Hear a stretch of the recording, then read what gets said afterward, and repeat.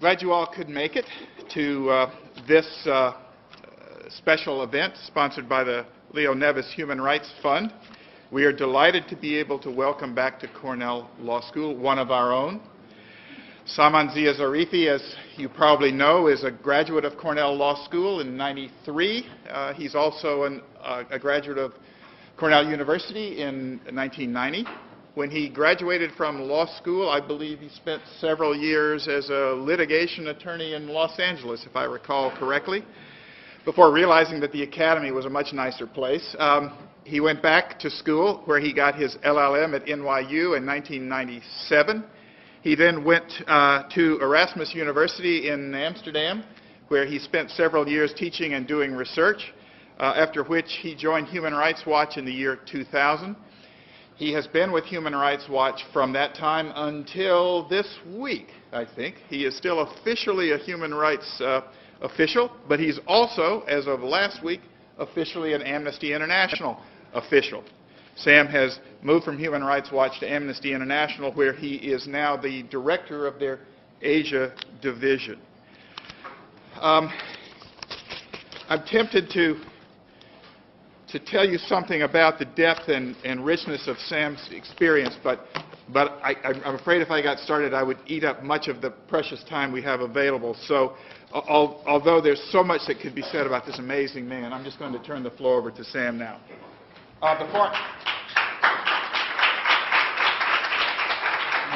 Wait until I'm done before you... One administrative note: if you're here and need Law and Society event credit, the sign-up sheet is down here, and you can sign it from this facility. Thank you. It is delightful to be back. This is actually my second event with the law school. It's been a long time. I guess I was last here in 2003. So it's lovely to be back.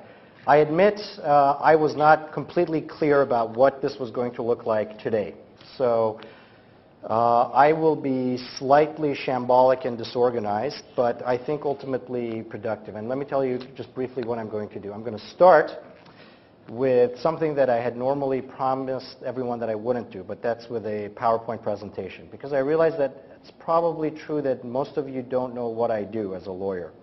And I thought it would be helpful to actually give you a sense of what I do as a lawyer, and meanwhile shamelessly plug the work of organizations like Human Rights Watch and Amnesty International, to whom you should give often and plenty. Then I want to actually move into what is a slightly more substantive bit of discussion, where we really need your help, not financially, but intellectually, about problems of international law and areas of international law that, especially in the last 5 or 6 years, have become apparent, where we, as lawyers, are operating without sufficient assistance. And we really need the academy to step into the breach and provide us more guidance about how to handle, especially the behavior and conduct of non-state actors. International law and international human rights law in particular are really still state-centric frameworks, although it's absolutely clear at this point that everyone recognizes that states alone are not what's important. And I'll talk about that a little bit as I'm moving on. But I'll try to be brief in all of those, and I'm going to try to leave some room for questions, especially the inevitable question, which is, how do I get your job? So let me tell you what my job is. Can everyone hear me? This is very fancy. Let me start with my work at Human Rights Watch, and Amnesty International is actually very similar in this sense. We are a research and advocacy type organization. That means that we try to find out about human rights abuses as they're happening, not from the internet, but based on direct observation. We put these observations into a report and we put it out. And up to here, we are essentially journalists, albeit with a kind of a legal policy wonky point of view. But the reports that we put out are not particularly different from something you would find in Foreign Policy magazine or in a longer Time magazine piece, for instance. Not as well written, because they're mostly written by lawyers, but still Now, the second part of it is the advocacy part, which is we take those reports and then we identify who can affect the abuse that we've identified, and who can change the policies that we've identified. And actually, my last year at Human Rights Watch, I was Human Rights Watch's Washington advocate. I was based in Washington, and what I did is I was a fully normal lobbyist, except I didn't have a big wad of cash to hand out to people. I would go around, talk to Congress, talk to the National Security Council, the State Department, anyone who would listen about what we had found and how we could improve the situation. So I'll try to give you a little bit of that sense. I came out of a litigation background and then academia. My work in the academic world focused on the responsibility of non-state actors like multinational corporations and armed groups. And I got a job at Human Rights Watch basically by happenstance. And in 2001, our office is in the Empire State Building on a beautiful day, clear day like this. As I sat in my office trying to write a report on Turkey, I saw a plane hit the World Trade Center, which was quite alarming, as you may imagine. I didn't quite know what had happened, and as I stood there taking photos of what I thought was an accident, I saw a second plane hit the World Trade Center. And this, of course, raised the very real possibility that the third plane would hit the Empire State Building. So we rushed out of the building, and for me personally, for the people of New York, and I think for the rest of the world, things suddenly changed at that moment. For me, this was really a moment where, as an Iranian American, although at the time I didn't have U.S. citizenship, I remember the first thing that I thought was, I really hope it wasn't an Iranian plot, because life could be very difficult for me. As it happened, we found out that it wasn't, and but nevertheless, the world shifted dramatically. I got my U.S. passport on October 28th, I believe, of 2001, and on October 31st, I was on a plane to Pakistan, to the border areas with Afghanistan. And then after that, I became a specialist on conflict areas. And so I worked mostly in Afghanistan, in Iraq, in Nepal, and on other conflicts in places like southern Thailand, Kashmir, the Philippines, and Indonesia. But it's these two conflicts, Afghanistan and Iraq, which I think are still at the heart of the legal challenges that we face today, and the political challenges. Just driving through Pennsylvania yesterday, it seemed like that's all I could find on radio was country music and the Democrats debating one another. So I'll go into a little bit about the political aspects of our work. But let me tell you, like I said, what we did. This is April 2003. This was April 15th, I think. Basra had just fallen. Baghdad was about to fall. And so we followed behind British and American troops to see what was happening. Just to give you a quick idea, if you can see, we were based in Kuwait. I had spent the previous month in Iran on the border trying to see if there would be a refugee flow, but there wasn't.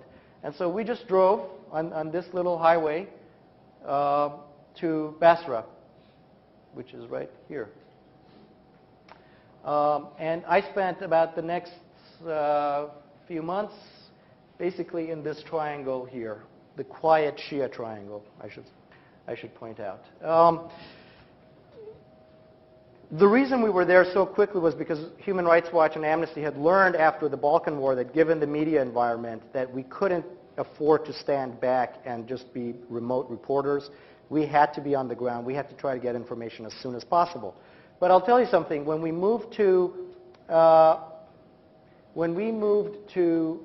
Iraq, what we were really looking for was abuses that had been perpetrated by Saddam Hussein, because these human rights organizations had worked for decades, for 2 decades, on chronicling and documenting all the abuses that Saddam Hussein had perpetrated, and now was our chance to actually try to do some real on-the-ground work. and try to find information and document stuff that we had only done remotely in the past. Of course, we were going to see how the war had played out too, but I admit that initially our focus was not on the conduct of the combatants, but rather on this opportunity to find out what happened. And what we found, of course, was this, Saddam everywhere. I want to remind you, because there is an image of human rights activists as kind of, you know, liberal tree huggers that we all get around and sing Kumbaya.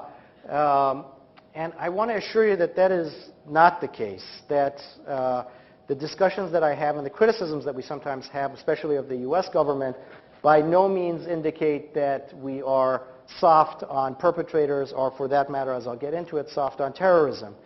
This is something that I work with all the time. This is something that Human Rights Watch and Amnesty International have done quite a bit of work and in terms of discussing what's happened. The creepiest thing about Iraq, as you may imagine, as you have heard, is that it was Saddam everywhere, really everywhere. I've worked in a lot of authoritarian governments. I haven't been in North Korea. I imagine that's worse. But really, portraits of Saddam, giant portraits of Saddam. Saddam the technocrat, Saddam the cool guy with the beret and glasses, Saddam the tribal guy. I mean, the mythology of Saddam was phenomenal, and it was a heartbreaking place to go into Iraq immediately after Saddam had left, and at that point he hadn't even left. Really, he hadn't been found, because you realize how traumatic the experience had been for Iraqis. And one of the most traumatic, one of the issues that I always sticks in my craw was a university professor, a professor of computer sciences from Basra University, who told us, and this is completely true, completely documented, he had spent 3 years in prison because he had shown up at the faculty lounge one day and he told his colleagues, hey, I just had the weirdest dream last night. I dreamt that I went to Iran and I was at the university there and I spoke with Iranian professors there. And that became the basis of a treason charge against him. He had not joined the Ba'ath Party as quickly as he should, and he spent 3 years in prison. And this was the world that we found. And again, this is what I went to Iraq to try to document, what Saddam had done. What we found was something else. What we found was complete chaos. And again, remember that these organizations had come out of the conflicts in the Balkans, East Timor, even Chechnya. And so there is now what can be referred to as best practices, accepted practices in post-conflict situations. The Geneva Conventions are absolutely clear. The occupying power has to provide security and stability and basic needs for the occupied population. This has been basically part of international law for almost 100 years. But certainly after the Geneva Conventions and Geneva IV were ratified, it's been absolutely accepted. Imagine our surprise when, in a meeting with U.S. and British military officers in Kuwait, while we were waiting for the invasion, I raised my hand and I asked a simple question. Will the United States treat Iraq as an occupying power? This was a no-brainer. This was actually just the first part of a multi-part question, because we wanted to ask how the U.S. would allow humanitarian organizations to go in, how would it allow journalists, for instance, to operate. It brought the meeting to a halt. The U.S. officer, a lieutenant colonel, said, I have to check with Washington on that.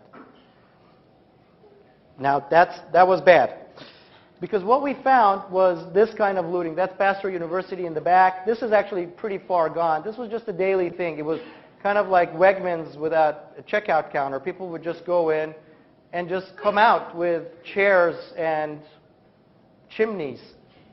Well, it was, I'm making light of it, but it was quite traumatic. This was the other aspect. Now, this is, I think, the Education Ministry. And as you can see, this is not combat damage. This is looting. So what happened is looters went in out of anger or just as part of the looting. They set the whole building on fire, which meant that all of those records disappeared. And this happened in almost all of the government buildings in Iraq. And again, this is kind of occupation 101. If you take over a country, you have to keep it running, because if you break it, you buy it. And you now own the Iraqi population and their obligations. This is the Ministry of Oil in Iraq. In Baghdad, as you can see, it was completely protected, of course. So the problem is the Ministry of Oil in Iraq didn't really do anything for the Iraqi people. So I just broke it, I think. It's all good. Okay.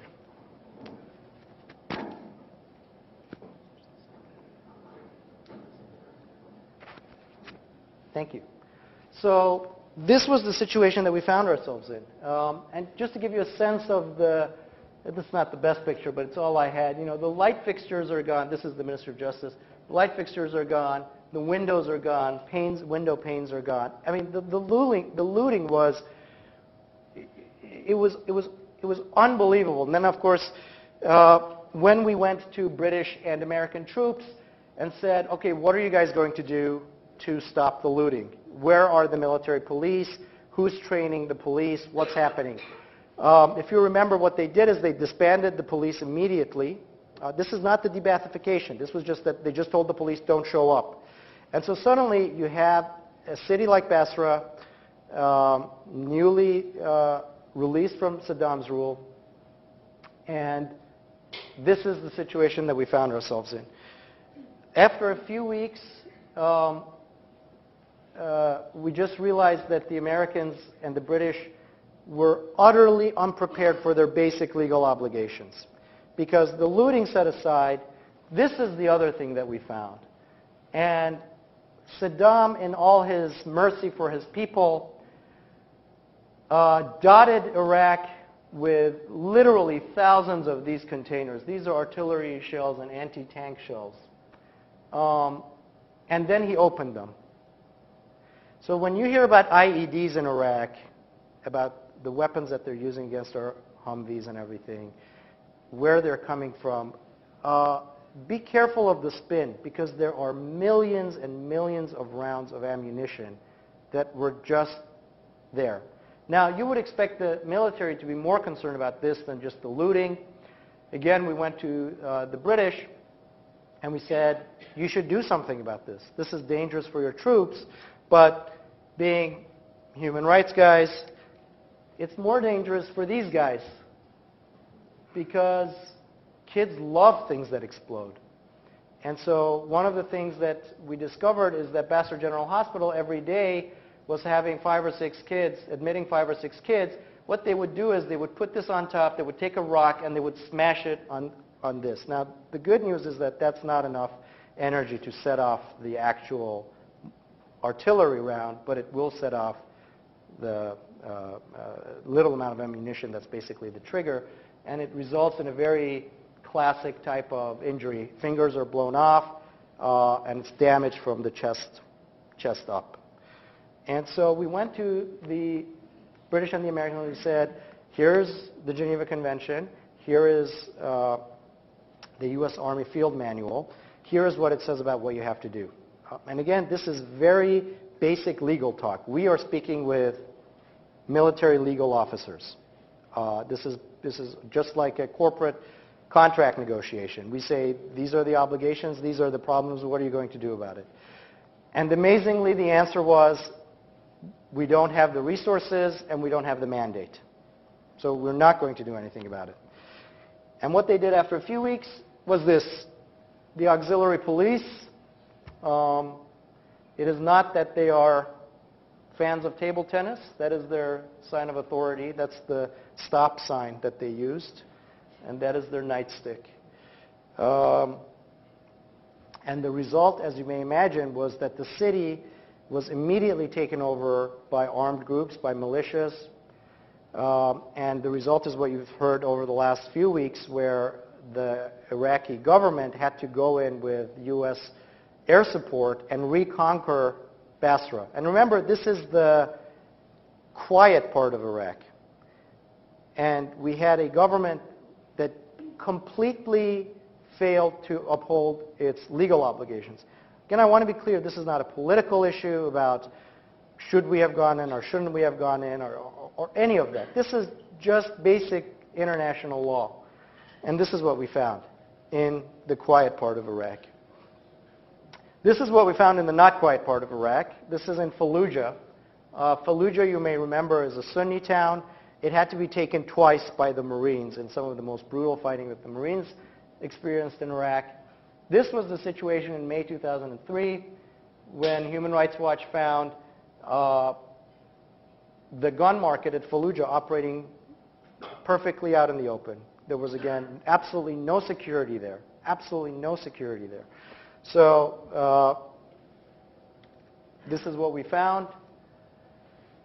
You know, people just selling guns off the back of trucks. And again, when Human Rights Watch went to the authorities and said, what are you going to do about it? They said, we don't have the manpower. Now, what they did do about it, ultimately, was that they went in with full military force to retake the city without giving them adequate warning. This resulted in a serious loss of life to civilians, which then really started this whole cycle of the Sunnis starting to attack American forces and American forces attacking them back. But, you know, I guess we at least were there at the beginning to see what had happened. But I want to go back to, again, to the other part of the work that we did. While we were doing this spot work on the law of occupation and on what was happening, we were really trying to find what Saddam had done. Because the one major advance of international human rights, the international human rights legal framework, has been the notion of criminal responsibility and the creation of the International Criminal Court and the experience of the tribunals in Rwanda and in Yugoslavia, former Yugoslavia. And so this was a phenomenal opportunity for the world to try to find out what Saddam had done, to try to identify exactly what had happened, as we did in the Balkans, for instance, and then hope that there would be some kind of justice system, some kind of accountability mechanism that would address what Saddam had done, because really what needed to happen was for the Iraqi people to come to grips with the horror that they had suffered through for the last 2 decades in particular, and to understand what they had seen. I hope everyone has finished eating. This is unfortunately what we found. This is in Hilla in central Iraq, and this is how bodies were being dug up. For fans of CSI, you know that this is not a good forensic device, a backhoe. We again called the U.S. military immediately, and we said, look, we all want to put Saddam on trial, but this is useless. You know, you should try to create a mechanism where you will guard off this area, and you can send in teams from the FBI, which is what you need and which is what had happened in the Balkans, to go and look at who's there and to try to find what happened. This is what happened. People were provided with plastic bags, and remains were put in plastic bags, and basically people were just allowed to walk through and to try to find some identifying mechanism. Obviously, the bodies had disintegrated. This is a mass grave probably from the early 90s. So people who were lucky found, you know, IDs, but there were very few of those. For the rest, it really was just walking through those graves. And all of Iraq is dotted with these remains. How do you decide if you're a mother and your son has disappeared for 15 years, 10 years at that point? How do you look at a bag like that and decide where your son is? The lucky ones, like I said, find IDs. But ultimately, that site is a complete wash. I mean, there's there is no justice for those people. We have no ability to identify most of them. We have no ability to try to establish exactly who did what to whom. But if you want to understand some of the issues that drive the sectarian violence in Iraq, it's this, because this is almost all Shias who were killed just outside a Sunni town. And, you know, the anger is still going on. This is a separate case. Sorry, I put it in my pocket. This is a different case. This is in Basra. These are remains, as you see, that have been processed enough that they were about to be put in graves. And this is a case that I worked on quite a bit. I'm proud of and frustrated about it. How many here know Chemical Ali? Chemical Ali, Ali Hassan al-Majid, was Saddam's cousin, his chief enforcer. He gained that particularly odd name because in the early 90s, Saddam sent him to northern Iraq to pacify the Kurds, who at that point had been in open rebellion against Saddam, and Chemical Ali decided that he would use chemical weapons against the Kurds. And so he became known as Chemical Ali. It was a very brutal and successful campaign against the Kurds. Chemical weapons really frightened the shit out of people. He then moved down to Basra, where the Shias were putting up a fight. And fortunately, at least in Basra, he didn't use chemical weapons. These were just old-fashioned firing squads. After an attack on, after an uprising by Shias, he initiated this particular attack. Now, I don't know if you can see some of it. For instance, among the things that we found when we looked at these series of bodies were pieces of rope. Most of these people had their arms tied behind, their hands tied behind their backs, and they were probably shot in the back of the skull. So very classic kind of execution style. You know, but even there, you know, these guys are unidentified. And I have to tell you that the basis for identification was quite sad. You know, people would say, "Oh, I remember, you know, my son wore those pants when he was taken." But what was very, very interesting about this case, and again, the reason I'm proud of what happened was one of the documents that were found in Basra among all those burnt out ministries that I showed you was this. Which is a list of names. On the side, on the top, it says people who were killed as part of this operation in 1999. And it happens to be a list of names of young men. I mean, the birth dates, you know, in this middle column, 75, 75, 75, 73, 75, 77, 1970, 1977. These were young men. Remember, they were killed in 1999. So almost exactly your demographic from the same neighborhood. And we could correlate the bodies that were found in two of the mass graves with this list. And so we had a high degree of certainty that those people had been killed in this. And what's particularly interesting about this is that it has the handwriting of Chemical Ali and his sign-off. It says under the approval of the Commander-in-Chief of the Southern Sector, who was Chemical Ali. So then we went and interviewed former military officers and the families, and basically we put together what is essentially an indictment of Chemical Ali, and we put out that report and we gave it to the U.S. But remember now what was happening with the tribunal in Iraq, which was a tribunal where due process was simply incapable of being followed, and at the end we saw Saddam Hussein hang in the way that he did without really having to provide any answers for all of these other crimes.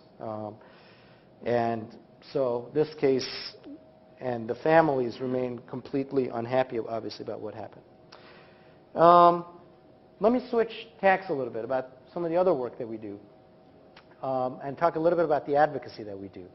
Like I said, our work in Iraq and Afghanistan and in Chechnya and the Balkans focused on the impact of fighting on civilians, and of course the obligation of the combatants to protect civilians to the extent possible. And one of the issues that we've identified as very problematic is the use of cluster bombs. Cluster bombs are, it's a big bomb that's full of little bombs that then go out over a very large area. So if you want to kill thousands of troops massed in a front, it's a great way of killing those troops. It's not so good when it's used in urban areas. And remember what Saddam's troops did under orders was to move immediately into urban areas so they could attract, so they could basically shield themselves and they could attract American fire. So Human Rights Watch did quite a bit of work on cluster bombs. You can see that's the delivery device that's been found here. This is the impact of it. What happens with cluster bombs that's particularly problematic is they have a dud rate. So even if the dud rate is low now, even if it's around 7 to 10%, I don't, in the best case scenario, that's what it is. That means 7 to 10% of thousands and thousands of bombs don't explode, and so they just sit around as landmines, essentially, as very sensitive landmines. And of course, really the people who are most at risk are children. And they're most at risk because that's what these unexploded ordnance looks like, bright yellow with a very nice parachute on top. So if you're a kid, what could be more fun than that when it drops from the sky? This is something that has been quite problematic. Now, let me tell you a little bit about how Human Rights Watch, for instance, worked on this campaign. We got all of that information. We did a huge mapping exercise. My colleagues who are military experts basically sat down and took a look at where these cluster bombs had been used and what the impact on civilians was. We took that to the U.S. military and we said, look guys, you're basically killing too many civilians for this. You're violating the law. And this was a very high-tech, wonky, military to military type of discussion. And to its credit, the U.S. Air Force agreed. And they said, we will no longer use airdrop munitions. Unfortunately, the U.S. Army didn't. The U.S. Army said we have to rely on munitions. So, that's unfortunately what happened. Now, while we engage those governments directly, we also are trying to follow on the success of the landmine treaty effort, and by trying to create an international treaty that bans cluster munitions. And that's something that's going on right now. And my colleagues are working with civil society from around the world to get different governments to sign this. Unfortunately, the U.S. opposes this treaty, but also some of our allies who are normally more kind of human rights friendly, including the Europeans, are fighting this because basically these are very useful weapons to have for killing people. And now that especially those European powers find themselves in Afghanistan, they're suddenly loath to give up the opportunity. But this is an example where the advocacy work went from the very specific lawyer to military lawyer type meeting to what is essentially a broad international campaign now. But I want to talk a little bit about Afghanistan because the situation there has been somewhat different from Iraq. It's a country that has suffered tremendously from absolute lawlessness, and it is a classic failed state. There is no state to look at. The Taliban became something of a state for a few years there, but of course the U.S. ousted them. And it's the place where I've spent most of my time at Human Rights Watch in Afghanistan. And just, I'll run through this. This is the problem in Afghanistan. These are the good guys.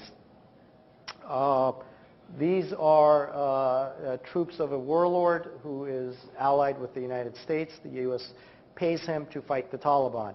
Now, it may be that they're fighting the Taliban. The problem with these guys is that they're actually not very human rights friendly themselves.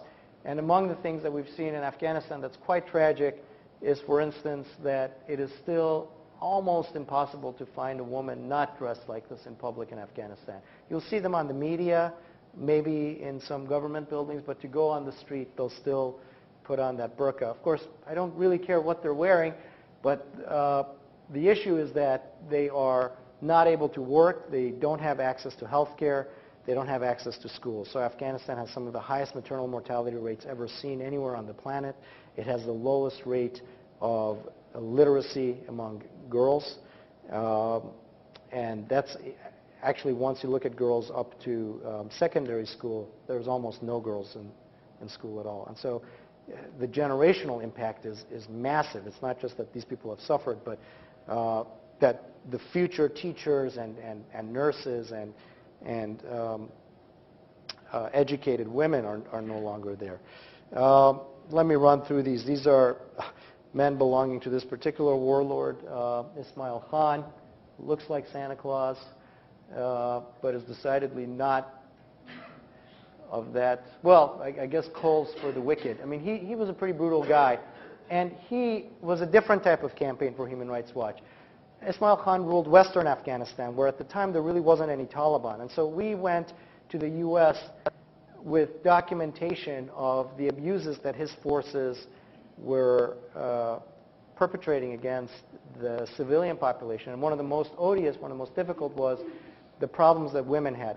And western Afghanistan, Herat in particular, had a very bizarre, tragic epidemic, which was young women who wanted to escape forced marriages, immolating themselves to escape. And so you had 30 or 40 reported cases every year of young women who had killed themselves by dousing themselves with kerosene and setting themselves on fire, which is, I mean, you have to be genuinely desperate to suffer from that. And it was partly because of the depredations of Ismail Khan's forces. This was this was one of the more political campaigns we ran, because when we came to the U.S. and we said, look, you got to get rid of this warlord, they said, he fights the Taliban for us, and we can't get rid of him. And there's this tremendous lack of trust in the Afghan people, basically. The notion is we can't trust them, they need warlords. We managed to prevail for a variety of political reasons. He was removed to Kabul, and fortunately, contrary to all dire expectations, nothing happened in Herat, really.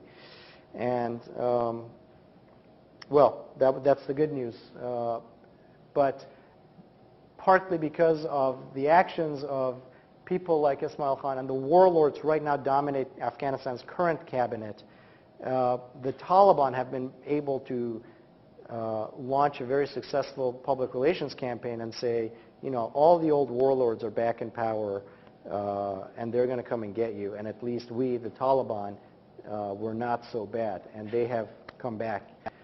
I'll talk about that a little bit. But I want to end with this photo. Of course, it's a beautiful shot that I didn't take, obviously, and an image that is by now, unfortunately, ubiquitous and familiar, an Afghan man being taken by American forces with a bag over his head and so on and so forth. And I want to end a little bit about the other kind of legal work that I did, which was to appear at the beginning of the military commissions. I was one of the members of the first team of international observers to go to Guantanamo and watch the military commissions that were set up start. And let me tell you, as a former litigator, as a human rights activist, as someone who's seen trials in other countries, few things could be as sad as watching the ridiculous spectacle of American-trained lawyers trying to come up with an entirely new system like the military commissions when all due process protections were off. And on that very, very first day, all proceedings came to a halt. Hold it, because the defense lawyer objected. And then they thought, how do I object? And the prosecution said, I don't know. How do you object? And who decides on an objection? And who gets to deal with an appeal of an objection? And on what grounds do you object? And so they just stopped it. So immediately, on that very basic notion. And of course, this debacle has continued until now. And let me move to the second part of what I wanted to talk about, which is a little bit more legal. And it's exactly this issue of what do we do now? It's no point to just complain about what has happened in Guantanamo at this point, I think from President Bush on down, everyone in the U.S. certainly agrees that Guantanamo has to be closed down. The question is, what do we do? What do we do with the inmates there? They've been held, in some cases, for 5 or 6 years. Under some tough conditions. There is very little evidence that is permissible, available anywhere. A lot of the information is hearsay. A lot of it is just plain outdated at this point. A lot of it was achieved under, certainly cruel and inhuman punishment like waterboarding and slapping and use of different methods that have now been ruled illegal by the U.S. So this is the situation we find ourselves in, where the Afghan government tells us we can't accept Afghan detainees from Guantanamo because as soon as you send them back to us, we have to let them go. We don't have a case against them.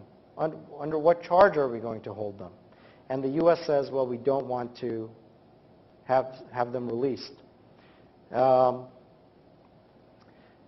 And that's the problem that we've seen, especially with Bagram Air Force Base, where the Afghan legal system has said that we can't handle these cases at all. But the other part of Guantanamo that no one talks about is that we do know that there are certainly some Taliban officials who are held in Guantanamo. And it's a tragedy. It's a genuine policy mistake that after 6 years, not a single one of these folks has been put on trial for what they did in Afghanistan. Not one. We have no idea. Nobody has told us what the Taliban's command structure was. Nobody has told us about abuses that were perpetrated by the Taliban. I mean, if you're the U.S. government, don't you want that? Don't you want to put on trial the people that had so abused the Afghan people and say, these are the people that we freed you from?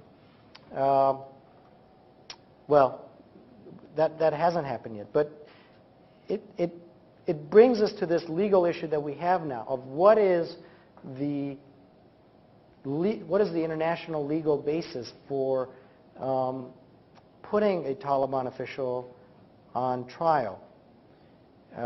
At this point, it's absolutely accepted when politicians talk and policymakers talk and when human rights activists talk, even when lawyers talk, that non-state actors can be human rights violators. We talk about a corporation that's a human rights violator, or Al-Qaeda violating, or terrorists violating human rights.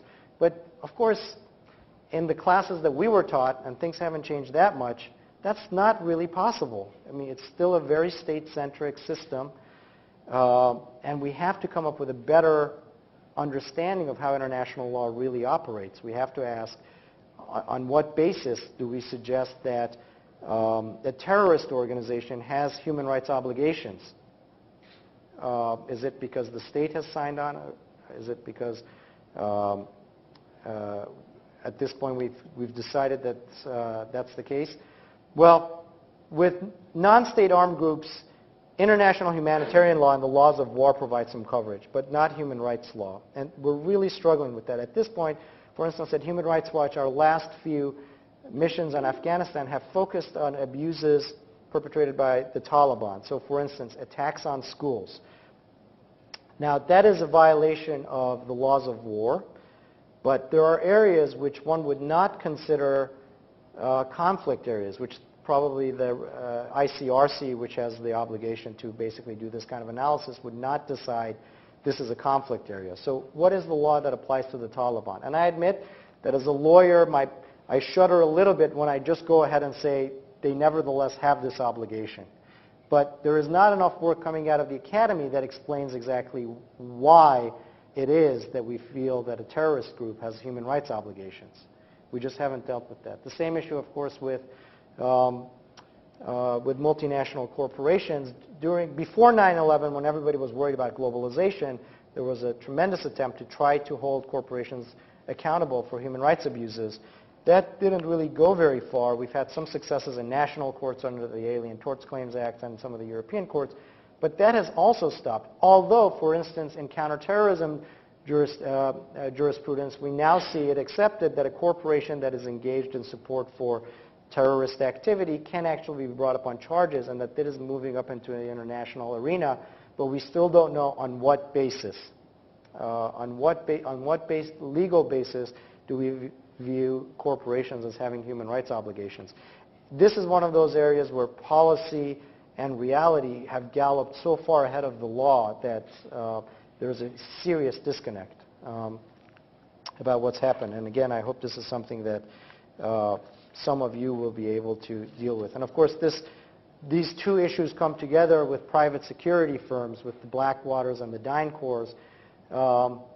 These groups are, if you are a private contractor working in Afghanistan, for instance, no law governs you. The Uniform Code of Military Justice doesn't cover you because unless you work on a military base for the DoD, you are not protected. You're not covered by American law. And it's only Afghan law that covers you. Of course, Afghan law, all foreigners living in Afghanistan have de jure, if not, I mean, de facto, absolutely, but de jure immunity from prosecution. There's just no possibility that the Afghan government is going to arrest somebody who works for DynCorps and put them on trial for an abuse. And so you have literally tens of thousands of private security contractors who are working around the world, and this number is going to grow, but who are completely outside of the protection of or the coverage of the law. Now, the U.S. Congress is addressing this right now for Americans, but the problem is what will happen is that these corporations, of course, will very intelligently stop hiring Americans. They'll start hiring Chileans and Peruvians and South Africans and Nepalis. And then what are you going to do? Where are you going to find the Nepali DynCorps guard who just shot someone in Afghanistan? Under what law are you going to? I mean, this is the world that we live in. As a human rights researcher and advocate, for me, obviously it's quite exciting because we're at the place where the pedal hits the metal. We're there where we're gathering the information, where we're identifying these problems, and we try to come up with answers. But we are now at a place where we are looking actually at you and asking you to give us some answers, because the law is starting to run out of the problems that we're identifying. It's clear that the rights of individuals are being violated, but it is no longer clear who is going to be held accountable for those violations. And that's, I think, for me, the exciting next step in the development of human rights law and of what I'm going to be doing. So thank you very much.